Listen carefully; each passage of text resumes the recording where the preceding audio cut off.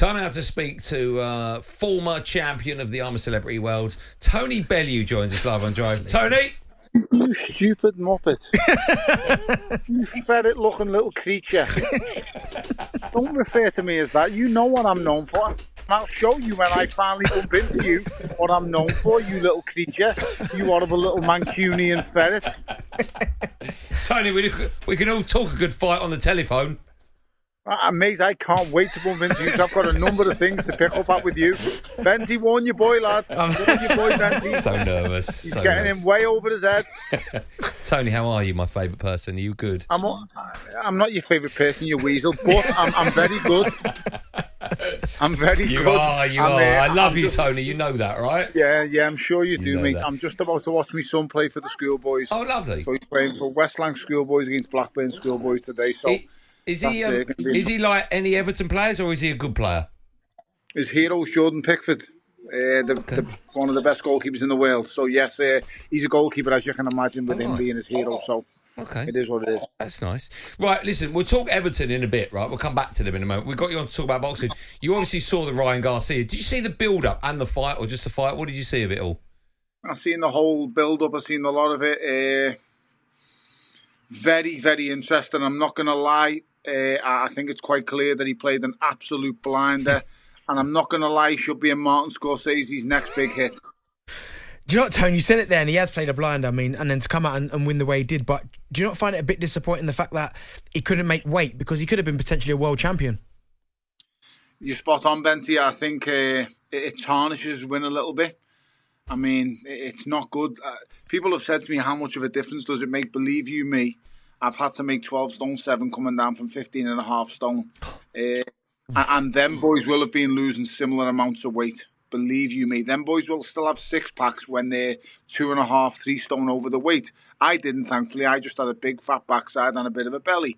But by the time you reach the weight you've got to get to, guys, the last half a stone and 3 pound is the hardest part. Believe me, any fighter will tell you who's worth his salt, who's been to the world championship level or any real kind of level, them last 3 pound, that last half a stone is the hardest to get off, because you're dry to the bone, and it's just, boys, it is the difference. I'm not going to lie. So it does tarnish Ryan's victory a little bit, but then, if I'm being totally honest, I think the referee actually saved Devin Haney on Saturday.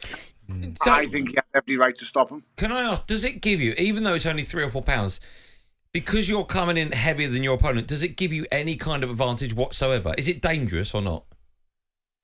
I think dangerous is the wrong word, but I just think you've got an advantage 100%. Listen, Ryan Garcia didn't have to make weight, guys. And he laughed about it on the scales. So, you know, mentally, he didn't have to go to that horrible dark place you've got to go. And believe you me, to get that last bit of weight off. And these guys are supreme athletes, by the way. I'm not saying they're out of shape in any way, shape or form. I do know Devin Haney does live the life. But they're fighting at weights, guys, that are just not natural to them. And they drain the bodies and manipulate the weight so heavily and so much that it can only have an adverse effect. It's a killer what they do. I mean, we all remember the days of seeing Ricky Hatton. But these guys didn't blow up like Ricky Hatton, and that's what you've got to take into consideration. It was understandable when Ricky used to lose the weight, because you'd see him at fight night and he'd have 6-packs, he'd look amazing, he'd be in unbelievable shape. Then you'd see him 3 weeks later and he was the size of a house. He looked like he'd eat Ricky Hatton. So you understand it like that. But I promise you now, you guys will see Devin Haney and you will see Ryan Garcia in 3 weeks at a boxing show somewhere, and they won't look much different. But I promise you, they will be at least 30 pounds heavier. I've always wondered this, because you said that last bit to lose is the hardest, Tone. What exactly do you do then to lose that? When I fought with Donna Stevenson, getting off the last 3 pound absolutely crucified. Well, the last 5 pound crucified me.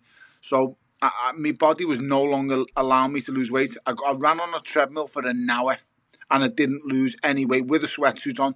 I got in a sauna and didn't lose any weight. So at the time, my nutritionist, well, he was a nutritionist right the way through my career, he said, your body's now gone into shutdown. The only way you can get this 5 pounds off is by dragging it out of your body, because I'd lost that much weight. And that was with literally a sack full of salt and a bath so hot it burnt me skin. Like me backside was literally red raw, and I mean burnt to the core, and I had to sit in this bath for 25 minutes. I got in and out. It's the closest I've ever come, guys, to a breakdown. I was watching Kevin Hart on the iPad, and I was laughing at his jokes, and I was crying. And this was the day before the biggest fight in my life, and I can't explain to you guys. My friend who was with me on me right, he was saying he's got to get out this bath. He's going to die in this bath because he was watching me do it. And my coach was standing there saying, he's got to make weight. It's for the WBC title. He's got to make weight. And this was the kind of argument that was going on in the bathroom at the time. And it was horrific. To lose how much? Ryan Garcia will have done that. To lose how much weight for you when you were in that bath? 5 pounds I lost in that bath in 20 minutes. But the bath was so hot, guys, and the amount of salt in the bath was unbelievable. Like, my body, I'd trained and done everything I possibly could, and it weren't coming off. And he said to me, the salt will drag it out of your body, which it wasn't good, because I got in the ring the next night and got the living daylights knocked out of me by Adonis Stevenson. But I'm not going to lie, guys, I had about 30 good seconds in me in that fight, and it wasn't enough. Wow. That's frightening, that is. Let me ask you just quickly, I've read about it. I don't know how true it is, because a lot of it going into it, people questioning Garcia's mental health, which, of course, as you alluded to and we've seen since, that was absolute nonsense. He seems to be absolutely fine. But one of the things he has said is that he put $2 million on himself at 5.5 to 1 to win 12 million. What do you make of fighters betting on themselves to win? Do you have a problem with it or not? No problem at all. If you think you're good enough and you think you're going to win at that kind of level, then sound. I have a problem when you're putting yourself to lose, obviously, but if you're putting yourself to win, fair play. You back yourself.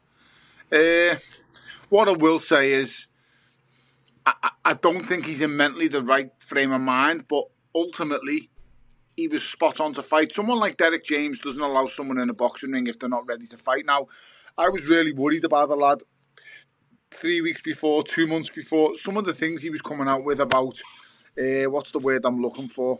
When you think... there's a word I'm looking for. Like when you're so suspicious of everything and you're trying to play scenarios out and they don't make sense to the real world, but to you they make all the sense in the world. He just kept going on about certain scenarios and instances that's going on in the world and saying some crazy, crazy things. And I just thought, what's going on with this young man? He seems like he's having a bit of a breakdown. And the closer it got to the fight, the more I was worried about him, if I'm being totally honest. And then he gets in the ring and just does that. But you have to understand, guys, whatever's going on in his mind, whatever's going on in his head, the safest place for a boxer, guess where it is? A boxing ring. So if you listen to Tyson Fury, and now me and Tyson Fury aren't close to friends, whatever have you, but I think he's an amazing individual. I think he's an amazing fighter. But he's gone on about his mental health and how things go wrong and how he's struggling with so many things.